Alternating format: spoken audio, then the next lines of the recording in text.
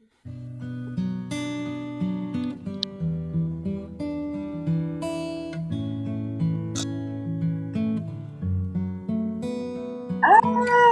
there's Hattie. Welcome, welcome, welcome. All right, I'm going to bring up our guest in just a minute. Hey, Hattie. Hello. Hey, everyone. All right, it says invite to video. Welcome, guys. We are another week, and it is a Matchmaker Monday. I am so excited to be bringing on this next guest, who I had the privilege and opportunity, literally, of doing a show. It's not even coming up yet. I think Hattie can tell us when that date is. But we talked about dry dating. But this segment is all about how to be authentic on camera and in person. And my goodness, that word authenticity, being authentic, is such a buzzword in 2022. And as people are dating, including as a matchmaker, right? I mean, as a matchmaker, my job is to do my best in screening and qualifying people for our elite clients. And sometimes really what I have to go with is their profile, maybe their socials, what they write on their profile. I see Natalie in the audience. I see Janie. Hey, guys. Oh, my gosh. I'm going to have you come up for questions as well if you are here. So let's give a clap and warm welcome to Hattie, guys. Woohoo! Hello, Hattie, hello. how are you? I'm good. I'm actually really excited to be here. I'm actually out in Oklahoma right now, so I don't know if you guys know this, but Southwest is going crazy with non-flights. There's no flights out of Texas. Oh my goodness. So you're stuck right now. Were you planning to be home? Yeah, I was supposed to be back in Phoenix right now, actually. So, okay. Well, you're spending it with us. But the good news is that your segment is all done. Your segment is done. I'm not too worried about that. I'm really getting 2 extra days off, so I'm it's not true complaining. It's not authentically complaining, if you will. But yeah, I'm getting an extra 2 days right now before I head back to Phoenix. But your segment, which is on dry dating, is actually airing on the 21st on the list. Okay, the list. Perfect. So Hattie, for our guests, I mean, it was promoted on Fireside. Those who are here know who you are, but those who are listening or tuning in for the first time, we're also live streaming on other platforms. Please share with everybody a little bit about yourself, who you are, and what you're doing right now. Well, right now I'm actually a national correspondent for the TV show The List. It's an infotainment-based show. If you think about kind of like your magazine style show, this is what I'm doing now. I'm a media expert and media coach. And I'm also a producer. So I have a very long and very unconventional route into television and how I ended up where I am today. But I've been in the TV industry now going on 6 years. In traditional broadcast, but before that, it was production, and I had dreams of being an actress when I was younger. Do you think that you might pursue that in the future? Honestly, you know what's funny? In the time that I went from being a 19-year-old girl with big dreams to becoming a 35-year-old woman now, I can tell you it's funny how I went from being the actress to being like, no, I need to be the director. Like it's just a change and a shift that happens, I think, in women in general, just as you evolve. Because when I was younger, I would meet women that were, in their mid-30s, and they were like, honey, when you get to be my age, it'll make sense. Like they just had a confidence about them. They just needed to steer everything. They knew what they wanted. And it's funny how life and relationships play a big part in this, really help you get there. Yes. And the reason why I wanted to bring you in particular is that there's a lot of parallels between showing up on camera to, dating as well, because it's in my mind, how you attract people, partnerships, business is really how you're showing up and how you're showing up on all platforms. And also when the camera's off, right? How you behave, what you're like, and is there consistency there? I love the fact that I can speak to you as a woman who's been behind the scenes, choosing now you're in a position as a director and a producer to now look at others and say, do they have what it takes? Or do I want to put them on my show, to also being the one that was waiting for those opportunities, that was hoping that you're going to get picked or booked or become a correspondent. So I'd love to start. Well, where would you want to start then from? Because this is talking about authenticity on camera. What did you have to do for you to get to a point where you were on air? Do you remember your first on air experience? And did you actually go through any training for that? So I will say that acting actually, so because I was always a theater nerd. Okay. Like since the age of 5, I was always obsessed with television and all things related to TV and film. But when I got into acting, I would say improv is the best thing you can put in your pocket. If you can take an improv class, don't go in there. You know, you're not trying to be like Drew Carey or anything. You don't need to take over whose line. You just need to be in there enough to get yourself confident and in a space where you feel like you can kind of take on anything and be quick on your feet, have a response ready that's really going to be authentic, that you're not thinking about, because improv doesn't give you a chance to think. You just got to spit things out, and you just get better at spitting those things out. So I feel like most people hear improv and they're like, I don't want to pursue anything that has to deal with that. I'm like, no matter what line of work you're in, no matter what you do, that's just a class I think everyone should take at some point. It's so funny. I did improv, like for my show, Mom versus Matchmaker, which is a dating reality show.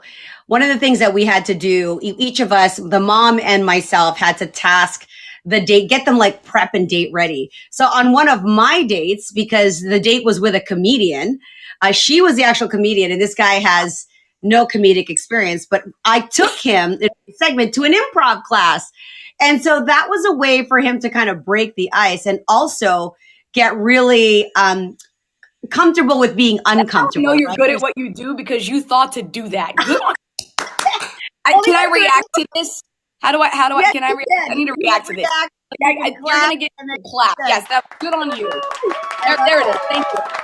Well, there you go. Because I figured, and the whole point is, how do I get that edge for the mom who knows the daughter who's a comedian? And the thing that I didn't want is for him to make like unfunny jokes. So let's get him into improv. Let's do some witty things. And I think I have to go back to that. I think I won that episode. I can't remember. There were so many of them. But that being said, okay, so you did the improv. You always had your hand in theater. So you're not somebody that was really shy, right? I mean, so being no. The funny thing is that it's a two-pronged thing. I've always had a big personality, but I've always had a big personality that I was afraid to share. You know, so, and because I grew up, like, I don't know how much lighting I'm getting in here, but I'm a brown girl. And, so with that, I grew up in a very different kind of environment. My parents are immigrants. I'm an immigrant. And so they were very strict, and women so I'm North African. My dad is from Tunisia. My mom is from Sudan. And, this culture is very much so like, women are supposed to fit in a box almost, really. And I fit no boxes. I colored outside of every line. I didn't have the poise or the grace, most women were expected to have, or the grace. A little rough around the edges. I was a tomboy growing up. But with all of that, it was really more once I found a space where I found like, it's okay. I'm a lot. That's okay. Whoever's going to accept it will accept it as it is. You know what I mean? I won't be a lot for the right person. And I tell you what, I'm not. Yes, we're going to talk about I know. that. This is just recent stuff. Yeah, you're not a newlywed, but you, did you get engaged? Newly engaged. Did you get engaged? Yeah, just got. I just got engaged, but I think that really, for me, the biggest thing is getting into TV. It was not more so about like, I just had all of the things ready to go. I was already kind of afraid when I was younger to let this out. I would always be nervous to really just show who I was, because growing up, I was always told I was a lot. I was too much. And I'm like, I was always afraid of everyone being like, whoa, can you reel it in? Can you pull it back? Or you're giving too much. So I realized that most of the time I wasn't even putting out as much as I needed to. I wasn't giving enough because I was pulling back.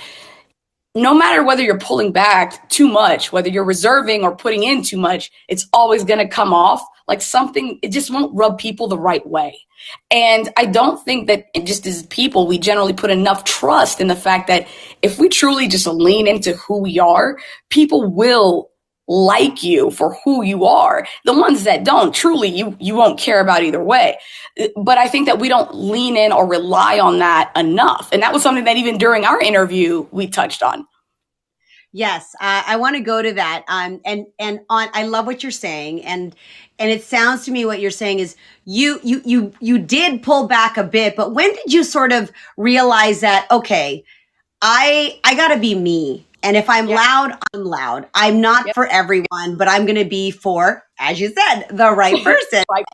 And it's the same for television, because I think one of the things that I chatted with you about is as a media expert myself, having appeared in countless media segments as a dating authority, as a dating expert, there are times where I show up as this very prim and proper woman because I feel like, this is what I'm expected to be, this really prim and proper person. And of course, you have to know your outlet, right? There's a fine line from knowing, are you going to be on CNN versus are you going to be on Joe Rogan?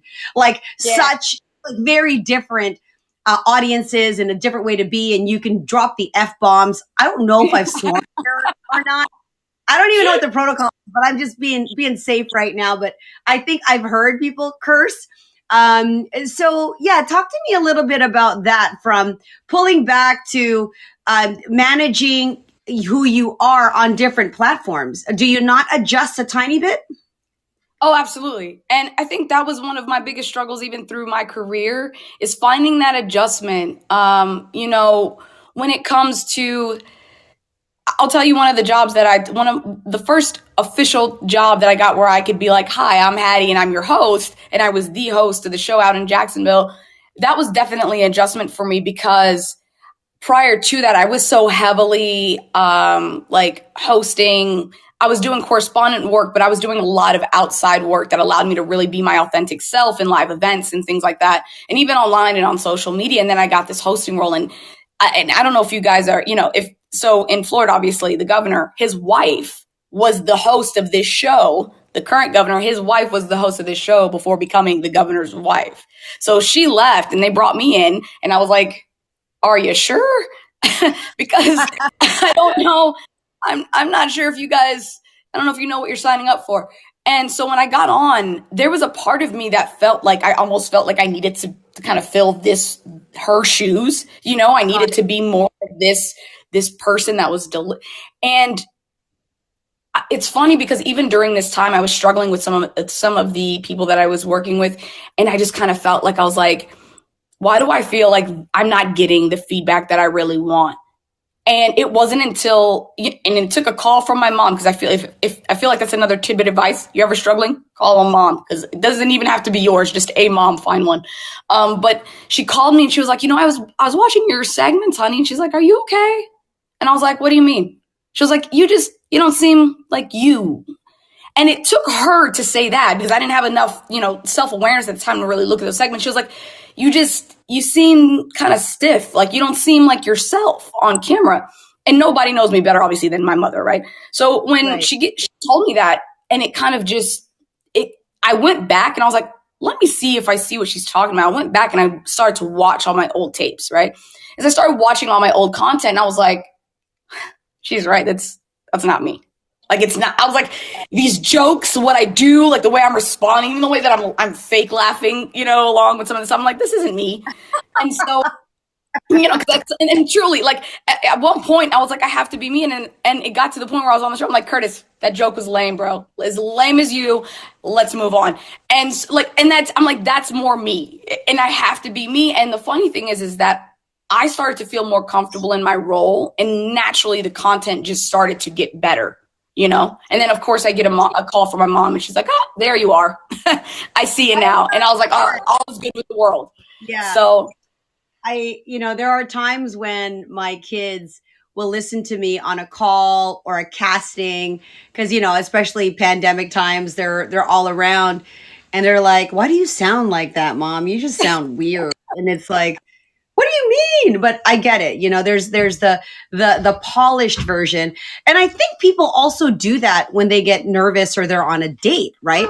They're on a date and they expect to you know, they have this way of being that they almost want to be the way they think the other person expects them to be, right? Yes. And that's it. So I'm going to move to dating real quick, but I want to stick a little bit to the authenticity part. How do you now, as a producer, research a guest for your show? Okay. I mean, we were acquainted through a different producer. That's how you discovered me and felt like I was a good fit. It just happened to be like great timing. But if you were looking for a dating expert or any expert in any of your segments, what's your typical process for finding that person? And what are some key words that you search for? Are you always searching expert, or do you just go to best medical doctor, interesting? Like what's your way to research? So I'll look for my ex. If I have like a segment in mind or something, immediately I'll search keywords that pertain to the content itself. Okay. So like, obviously if I'm, you know, like for instance, I needed someone to talk to me about dry dating. Obviously you were referred, but if I were going to go look for you, which I feel like I would have came across you anyway, is that I would search, okay, dating expert, matchmaker. I would search, you know, maybe even someone within that's within dating apps, that works within the dating app field. So anyone that works within the industry that might have enough like interaction between, like, you know, it's safe for me to say that someone that's in a dating app, obviously the engineer, probably not the person I would ask to speak on this, but the PR, you know, the marketing person might be a little more personable, that can tell me all the fun, buzzy things about, you know, the dry dating world and how Bumble's tying into it.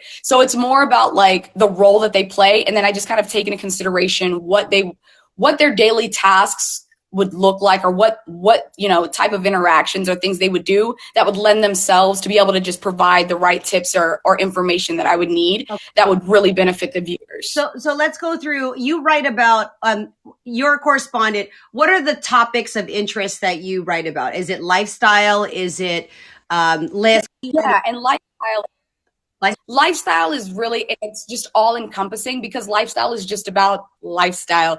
And that can just mean whether you're a healthy person, you're a mom, you're someone who's obsessed with cats.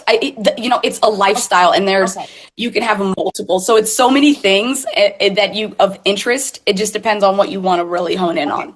So now that, let's say you went with, all right, I'm going to go and see the dating expert on this dry dating segment. Forget the referral. Referrals are great. By the way, guys, you got to ask for referrals. Right now, Hattie's here, and I could be a referral source for you because we're together. So that's always great because you're vetted by someone. But in the absence of that, now that you discover them and you might land on 2 or 3 people, let's say, that could easily fit your segment, what are the qualifiers thereafter? What are you looking for once you land on their website, their Instagram? Tell me more about that. Okay, so that is almost like the audition that they went through that they didn't know they went through. And basically what it is I will stalk them essentially the way I did, you know, people that I was dating, like, you know what I mean? Like you do like your creep.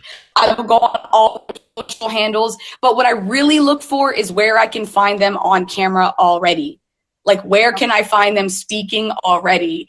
Because that's going to be my key indicator. If I turn on and I watch the video for 10, 15 seconds and I'm already like, I can't, then I'm not going to go in that direction. If I'm not captivated by them right away, or if they don't seem at the very least, like it's almost an order of operation, right? Like you want the whole package. You want the person that's got the personality, the info, they got the whole thing. And it's like, great, but it's a real world. So let's say we're not going to get all that. You go for the best of whatever you can, right? As close to perfect as you can get.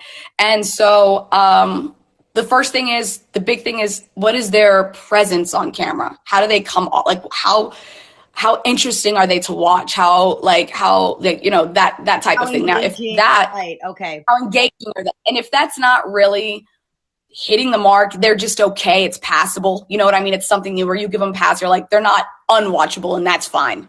So like you move on to that. How knowledgeable are they? Because that's going to be the second aspect. And the type of information that they're providing, is it digestible? Is it information that I'm like, if I sit through, do I need to sit through 7 minutes of them talking before they're going to get to the point?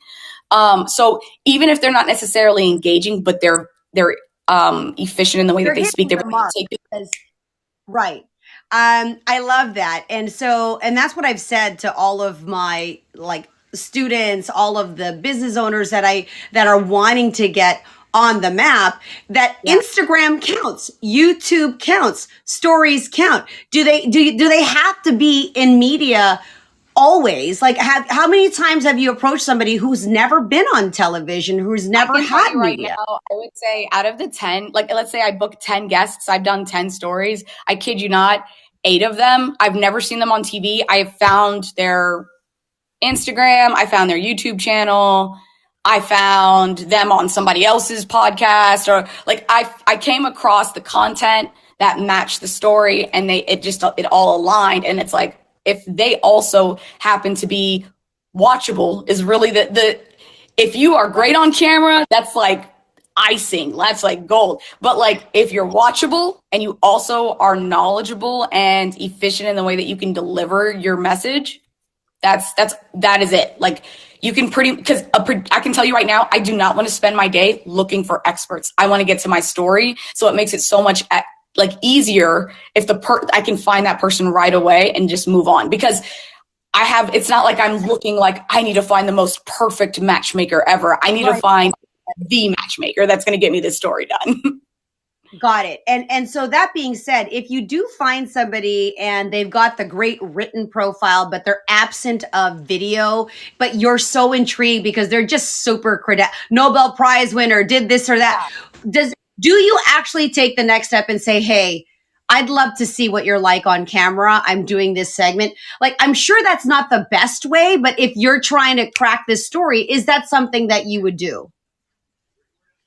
Maybe it would really have to be like, I think I've probably come across that maybe seldomly. It has happened. It's not to say that it doesn't happen. It's happened of like very seldomly, where there was one time where I came across, she was like a psychologist, but she was a very niche psychologist, but she was not, and she had and you can tell she was the type of person that had no interest in like necessarily being an influencer or someone on camera. She just wanted to provide this information. But the posts that she made were really, I was like, ooh, this is really good information.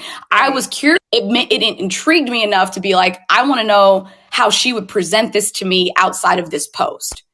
Okay. Amazing. So, yeah. So again, if you're listening, guys, being authentic on camera is you actually being on camera. That's step number one. And from a producer's lens, if you don't have evidence of you speaking about the topic, the subject, the thing that you help people with, it makes it very difficult for someone like Hattie to book you. And in fact, they're not going to book you because they want to see that evidence. The other question I had is how important it is for me, who's somebody who's a bit of like perfectionist, and now I did this TV show and gotta have the high quality production. Does that matter as much for someone like yourself to look at that, or are you sticking to the content? So I would say it really, I say the answer is it's all about the content with the caveat.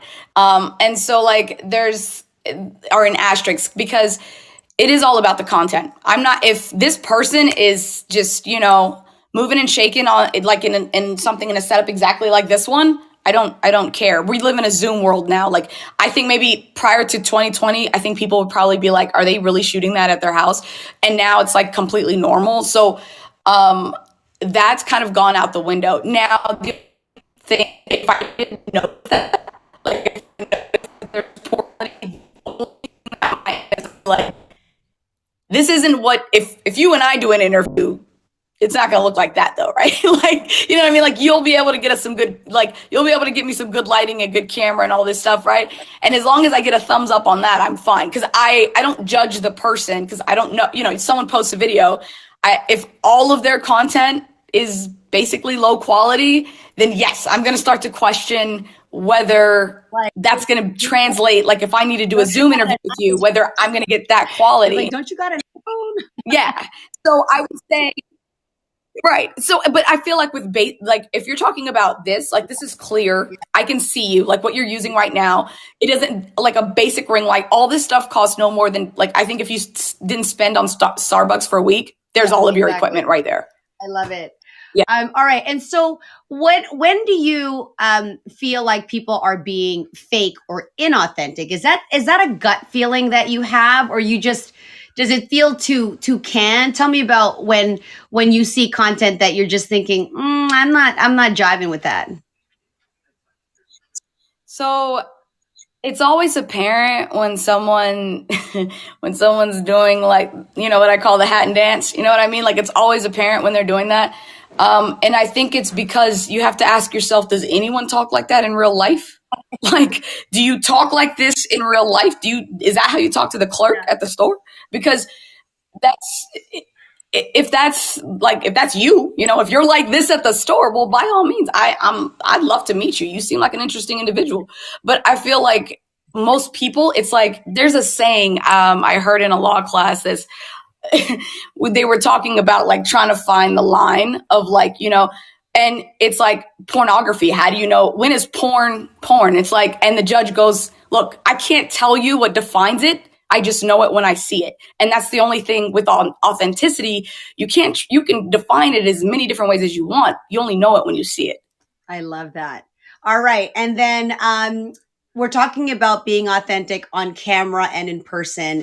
And we're going to switch now the second half to talking about that in the dating context as well. You know, Hattie, first impressions, also social media. Let's go back to when you were single. And we know now you met your match. What was being single? What was being, did you do the apps, by the way? And what was... I actually met my other half on Tinder. Yay! Oh my God. Not the best app, but it got the job done. It got the job done. Yeah. And you know what? I'm not knocking Tinder, okay? Tinder has, I think any platform you can be absolutely successful with, to be honest. You just really have to be authentic, show up, ask for what you want. Don't be afraid to ask for your want. Have strong boundaries, all of that. So before the right Tinder match, what are some common mistakes that you saw about what men do? And then how often did you actually meet, like see the guy, swipe, you know, you're mutually matched, then you meet in person and it's like, who's this person? So love to hear a little bit about that. So, yeah, when you're kind of swimming in the dating pool, or doggy paddling is what it feels like. But it's weird to say that. I guess the thing that I ran into the most, that I think my pet peeve, if we're talking about pet peeves, I think the thing that sucks is when you have the person that has this amazing text conversation and then you meet them in person and you're like, oh my God, where did all the personality go? And there was also, you know, just dating apps in general were a headache for me. Like, because then you have the people that were like, I'm so anti-dating app. I don't have any social media. Please don't ask me about that. I don't care about like the filters, and please don't be that person. And I always thought during that moment, I was like, okay, but we live in a world now where if that's fine, you don't have to post TikToks on a regular basis, but how do I get a feel for you? Because we live in a world now where I'm like, it's what we do. So one of the things that I did notice is that like people that did that, I'm like, okay, so how do you expect to interact with people then? And I always thought like, why don't you do anything else? Why don't you offer something else up? You don't have social media. Okay. But let me know that you're interested in allowing me to get to know you.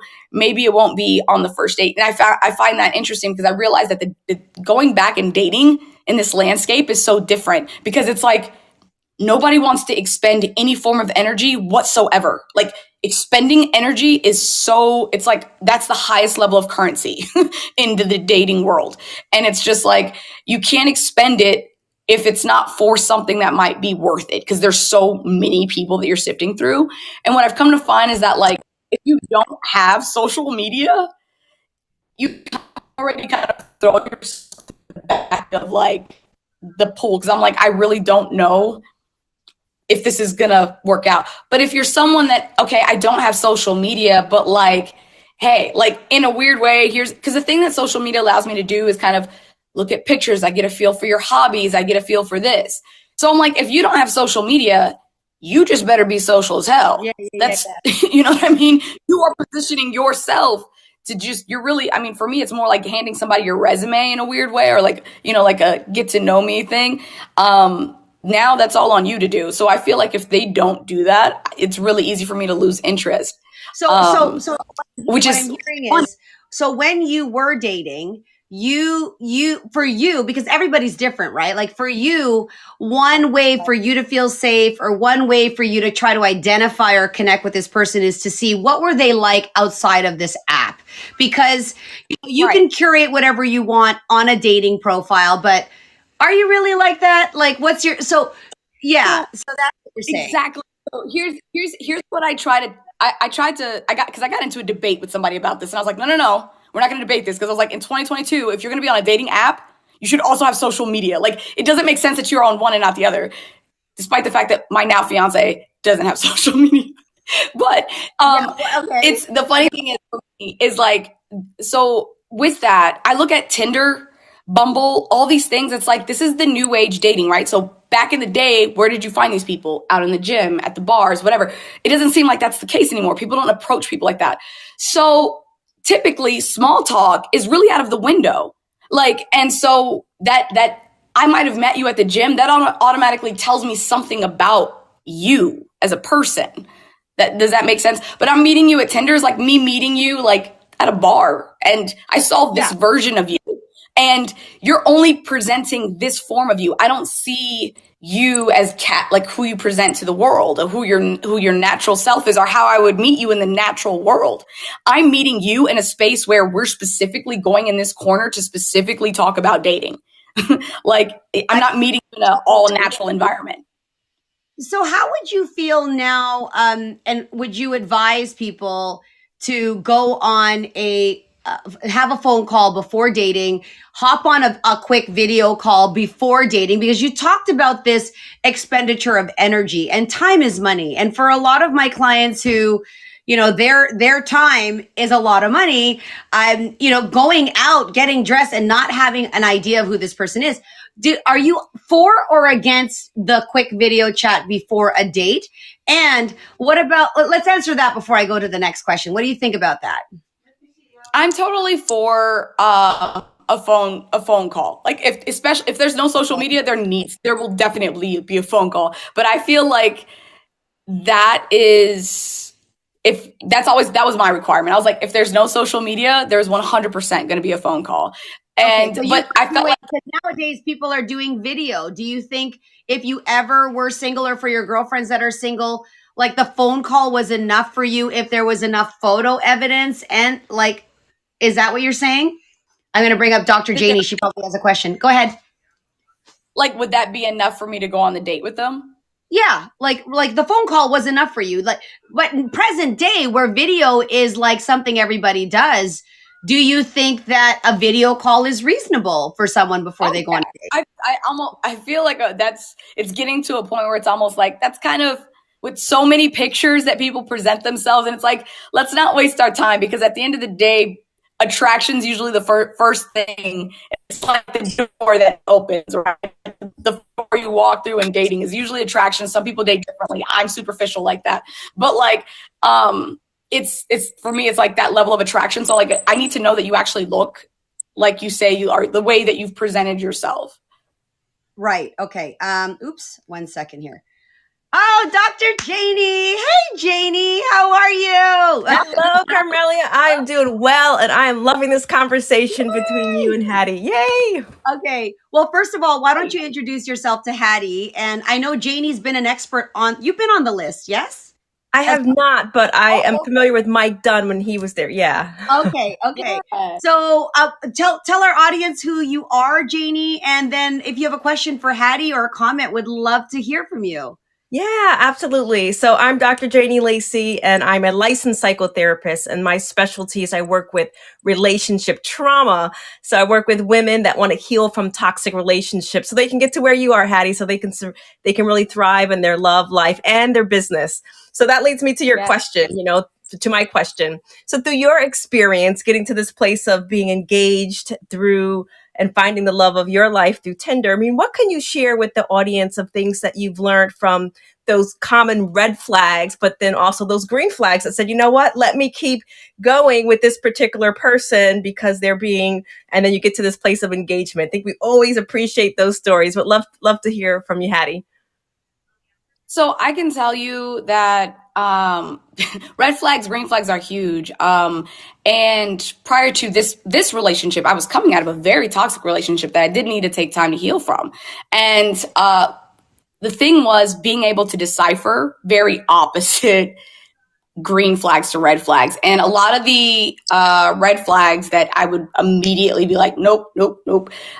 It's if I ever got the feeling that this person might be, well, first, inauthentic, which I'm not going to lie, that is the biggest red flag to me, because if at any point I feel like they are presenting some aspect of themselves that isn't them, I'm usually out. And my toxic relationship has a big part in that. You know what I mean? But also people that showed any type of like narcissistic tendencies, or people that were like overly affectionate too soon, people that were like that were too cold, like they were, and I would pay attention to not only how they interacted with me, but how they interact with other people. And for me, a lot of the red flags are, I would say it's easier to talk about the green flags now, but one of the major green flags that I never really even had on a date before, with the date that I had with my fiance now, is a simple situation. We were actually pulling in. The date was over. It was a great date. We were pulling into my apartment. We were still caught up in conversations. Conversation was just, fire. So there was a car pulling out of the gate, and I forgot to tell him he would need to pull up, right?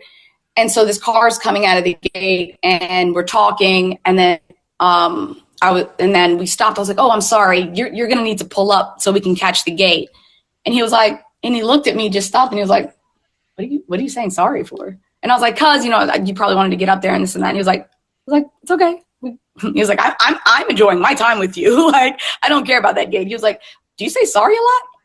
And I was like, and I thought about it, and I was like, actually, I do, and then I was like, he was like, "Do you say sorry a lot?" I was like, "Yeah, I guess I do." And then he was like, "Oh," and then I was like, "I really shouldn't do that. I'm not even that kind of person." I was like, "I'm not, I'm not that sorry." And so he was like, "Yeah," like he was like, you shouldn't be." And I was like, "Okay, yeah." Like, and the conversation just kind of went somewhere else. Definitely. And then eventually, the date was over. But the crazy thing is when I got up in the morning, this started circling in my head, and I'm like, I'm suddenly all introspective and thinking about like, wait a minute, I do say sorry a lot. Why do I say sorry a lot? And I was like, am I actually sorry? And then I'm like, most of the time I'm not. So I was like, why am I saying it? I'm like, and it's because I've always been told that I'm a very like abrasive, I can come off aggressive too much, that I feel the need to like shrink myself to let people know, hey, I'm nice. I'm not mean. I know I come off loud, but I'm not mean. And like this whole thing happened in my head, and I was like, wow. And that was a green flag to me for two reasons. One, I've never had a date make me think like about like introspectively about myself. But how did that happen? And it made me go, what even brought it about was the fact that he was paying so much attention to detail on the date. I've never had a dude observe me like that. There's no dude, somebody else would have been like, oh, no problem. And we would have moved on. there wouldn't have been a whole self-realization because I apologized for the gate closing, you know? And I think that level of attention, he was really seeing me. I felt like somebody was really seeing me. And the fact that he pointed out something that made me go, yeah, you know what I mean? It's like somebody that adjusts your collar for you or something that you didn't even notice. And you were like, wow, I didn't even see that in myself. Thank you. And that intrigued me. So I was like, all right, this is somebody I definitely got it. There's definitely another date happening. I absolutely loved what you shared. And I think what's so great about that, as you said, is that he not only did pay attention to detail, but he caught that something in you that it was just how do you call it, second nature, or it was at a subconscious level you were just doing that. Sorry, sweetheart. Yes. Do you have a water bottle? Ask Lola. This is what it's zooming at home, guys. Apologize. Real life. Lola is her grandmother. She's asking for a water bottle. Yeah. So, and the thing about that is, we don't even know sometimes about, like, how you mentioned about shrinking and being apologetic. Same thing as someone who identifies as an alpha female. I'm middle child to two brothers. My father was half deaf. So, like, I always speak at like an octave louder than everybody else because I'm thinking, he can't hear me, So, and it's true. Sometimes I feel like I have to play smaller to make other people comfortable. So, Hattie, when did you get over that, over saying, you know what, this is me? Because there's a that's really owning who you are and not apologizing. And as you said, if the opportunities pass you by, you're not conforming or changing to match the opportunity. You're attracting opportunities that are meant for you with everything that you are and who you are right now. And the reason why, everything you just said is spot on, because the thing, when you want something, right? Because that's the truth. If you stay authentic to yourself, you will only attract the things that you want. The things that you don't want are going to fall away.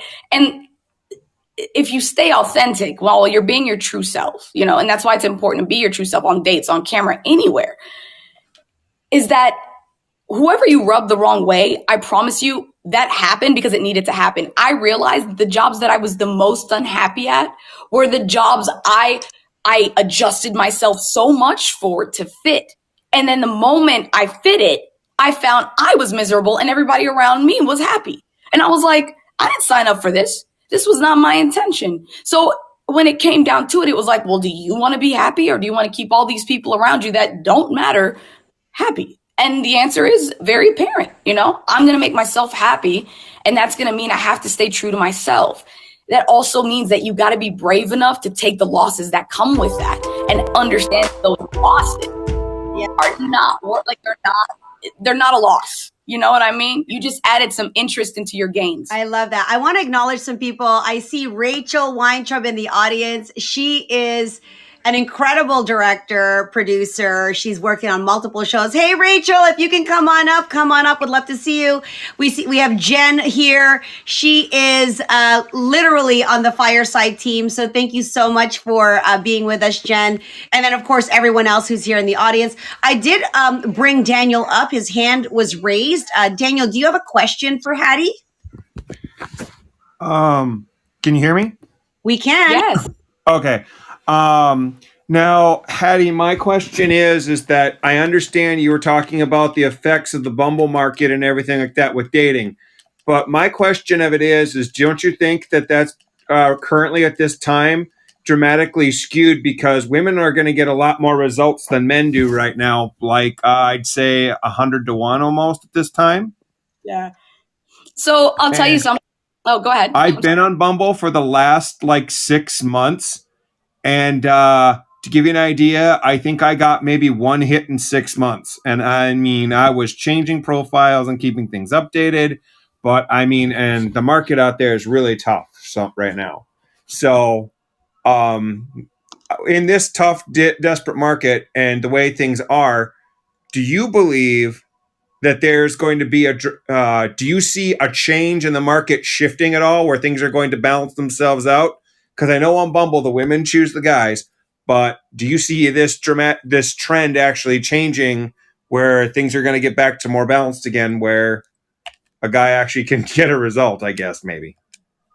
So, what are you asking? What is it that you're like wanting to know? What I'm asking is, do you see because women will get like 100 guys that'll fill in give them all these profiles, and guys don't get much results.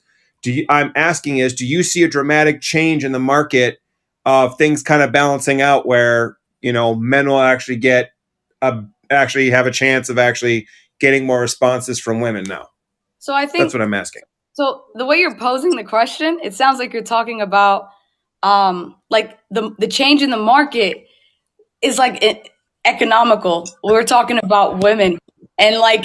Well, I'm trying to phrase it the best way I can. Let me pause you over there, Daniel. I think I understand what you're saying, and really, I'm an individual's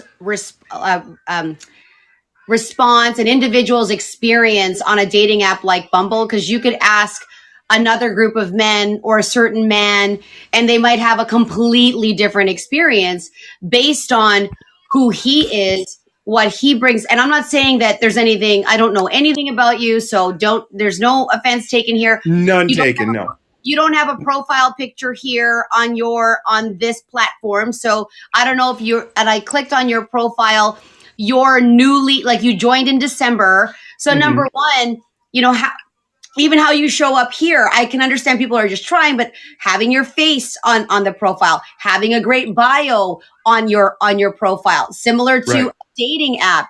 If you have your profile photos, how you answer questions, what you're putting out there, all of those things are directly related to how successful you're going to be on a dating app.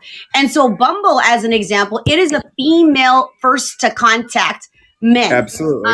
So they've done tons of research on what that the app itself. And the reason why it's women led is because they don't want to be bombarded by all the guys. So perhaps you're not on the right platform if you're waiting for, women to pick you, or it could be a situation of working with a dating expert, a branding expert, somebody who can actually look at your profile and say, hey, these are the results I'm getting. I'm not getting anywhere. What can I do better, or how can I show up so that I get more attention on these apps? And that's how I work with people. It's similar to why I brought Hattie here, right? Hattie, she's been on camera, behind camera. What is she looking for? What do people need to do to get on her radar, right? So that's something I think, Daniel, I don't think it's a market thing. Me as a dating expert who's been in the industry for over 31 years, knowing that there are a certain group of men, they wouldn't have the same thing to say about their experience because they've optimized their profile. They've done whatever it needs to take. And also you may want to move around to different platforms. When it comes to finding and attracting a partner, I don't think of it as a one-stop shop. I think that you should really try all kinds of different things. So I hope that answered your question. In response, I have been on many, many different dating platforms, and I have gotten, unfortunately, I've unfortunately hit the scamming profile where, unfortunately, I get nothing but scammers and people that have been fake, unfortunately, responses even on professional apps. So it's been... Well, Daniel, thank you for your question. I invite you to send me a DM on Instagram, or you can find me, on my Instagram. It's at Carmelia Ray. And you can also find me on LinkedIn or any other platform. And I'd be happy to critique your profile for you and just let you know if there's anything that I would change or add to help you have a better experience. Okay? Mm-hmm. But I'd like to thank you both for your time, and I'm sorry if my question seemed kind of indirect. I was trying to phrase it properly, so I apologize. No, not at all. But like they say, this is all about, here. But, it's like they say, this is all about experience of being on camera, as you say. Yeah, absolutely. So. Thank you so much for that. Awesome. Oh my gosh. Listen, dating is challenging. Being authentic on camera is difficult. What are some tips? What are some tips you've learned from improv and just like literally showing up on camera? Why is it that some people, Hattie, look, we are apparently not an anomaly, but there's less people comfortable doing this. More people are terrified of the camera in front of their face. Like the biggest fear on the planet is public speaking. So what are some things? I love the improv suggestion. By the way, if you are just catching the tail end of the show, one of the things that Hattie recommended for people to kind of get used to this camera and just get used to stepping outside of their comfort zone is to try an improv class. I did that on one of my shows with one of my daters to get him ready. And it was an incredible experience. I've done it myself. I'm pretty good at improv. I think I'll go back again.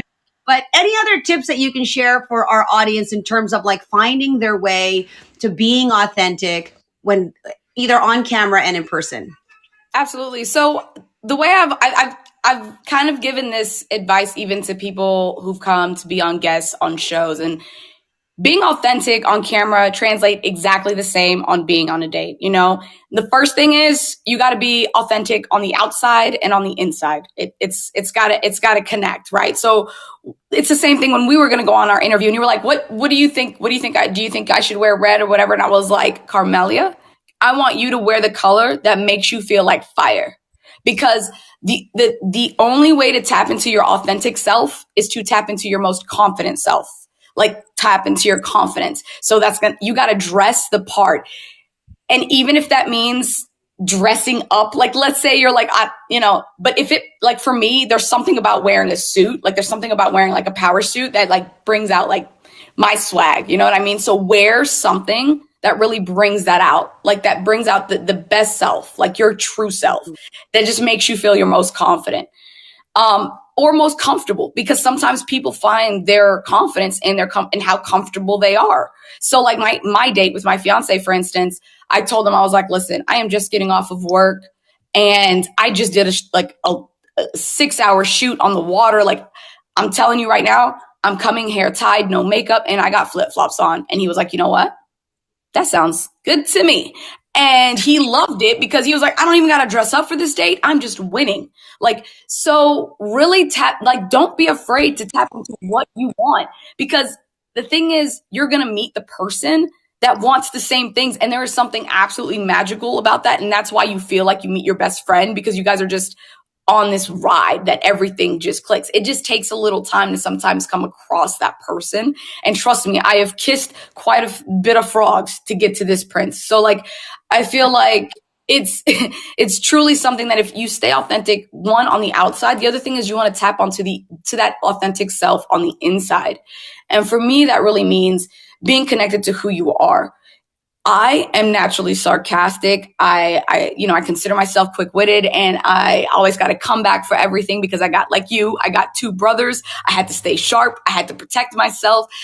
So it was one of those things where if you tap into your best asset, my asset is I'm a little sarcastic and I'm quick-witted. I like to tap into that. When I get that flow, that's the thing I try to be. If you're not funny, don't try to be funny. That's why I think it's great that you told this guy to take an improv class, because the best thing you can do is if you're with somebody who is funny, don't try to be funny.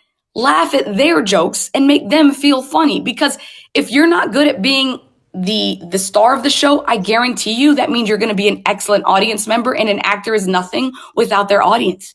So there's a book, I think it's like How to Make Friends and Influence People, which I think everybody should read. Dale Carnegie. It's really about she went on a date with 2 guys, right? And one of them he was very charming, he was very engaging, and she was like, and I went on a date with the other guy, and when I went out on a date with him, I felt charming and I felt engaging. That's what. And it's lean into what your strength is. And that's what I say on interviews. I'm like, if you're a yoga instructor, just be exactly that on camera for me. I will take care of the rest. And if you are, you got a little pizzazz, you got some quick one-liners, put that out there, because it's whatever is authentically you always does the best because it's done well. Everything else you do that isn't you will never be done well enough. There's I not love enough. that. Here's a question I have for some people in the audience.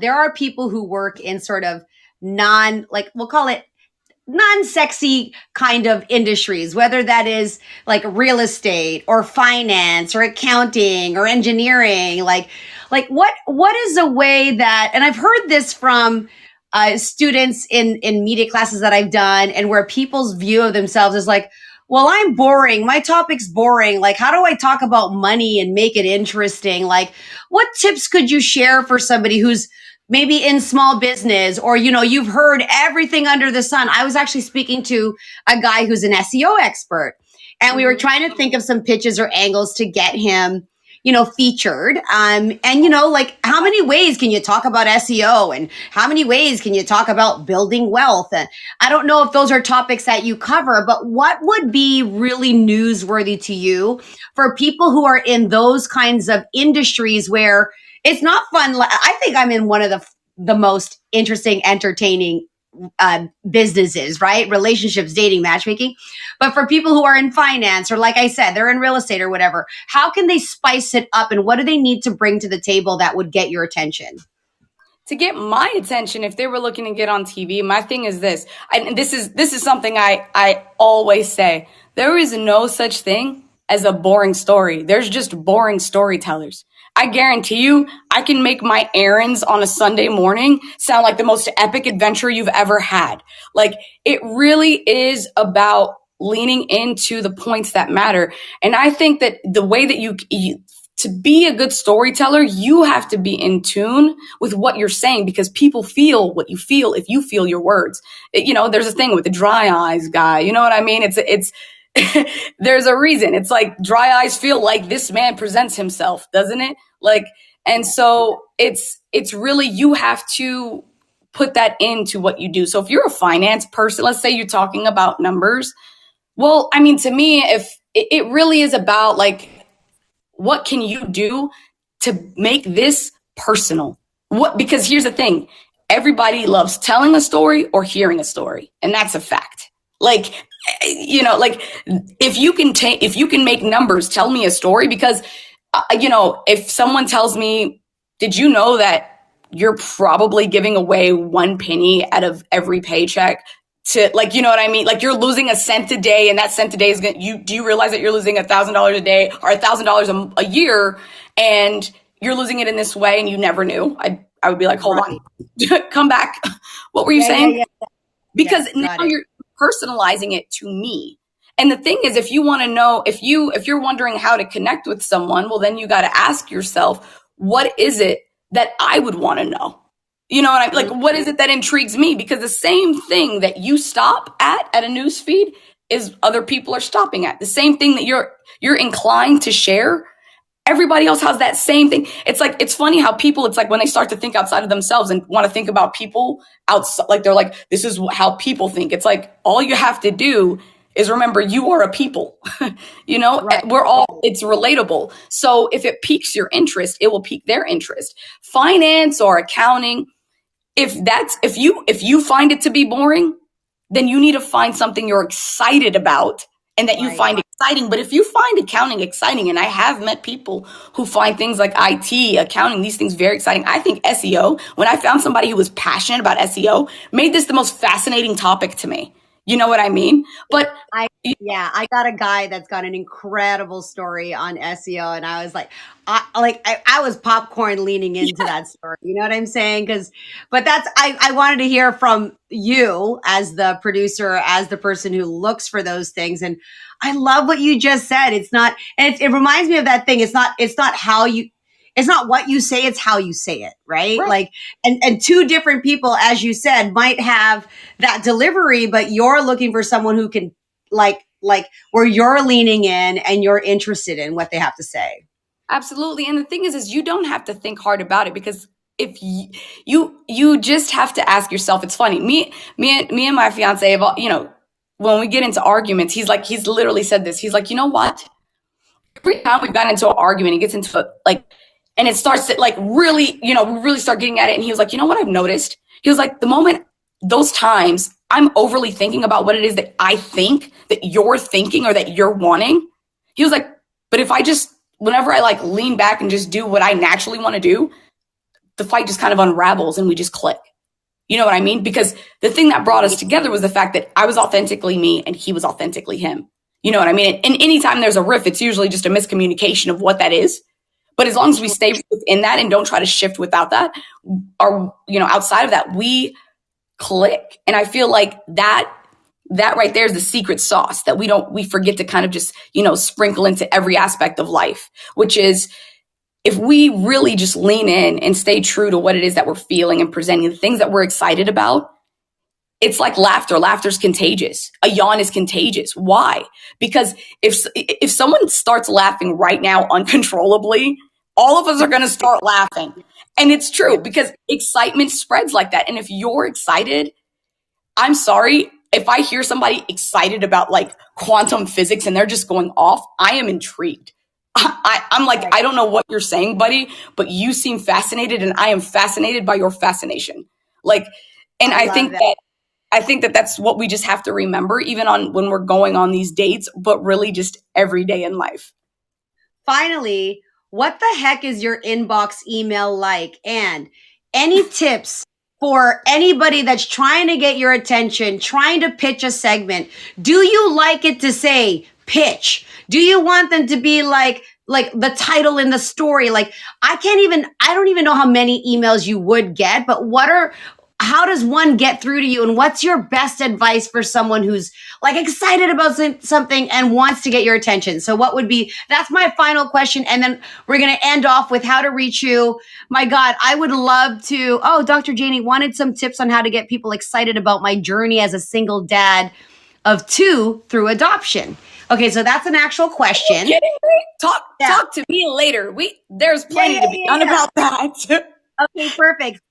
Steven, we're going to hook you up. Don't worry. We got your question. And Hattie's going to tell everybody here how you can reach her. And as of right now, give me that email situation. So what should they do? What should they say?